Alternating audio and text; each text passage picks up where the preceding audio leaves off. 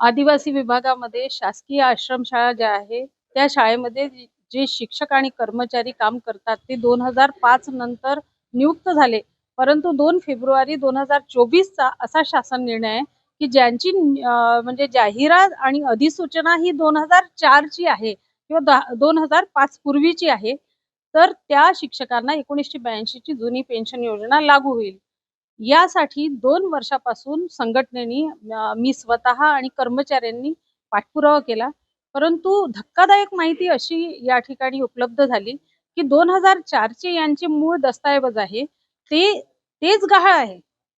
म्हणजे आज त्यांचे मूळ डॉक्युमेंट या डिपार्टमेंटमधून, या ऑफिसमधून गहाळ होणे ही खूप गंभीर बाब आहे. खरं तर ही डॉक्युमेंट कोणी गायब केले? याचा हेतू काय? आणि हे गायब करणारा कोण? यासाठी ताबडतोब चौकशी समिती नेमण्यात यावी. असे मी निवेदन आदिवासी मंत्री यांनाही दिले आणि या ठिकाणी पण पुन्हा ताबडतोब चौकशी व्हावी यासाठी निवेदन सुद्धा दिले.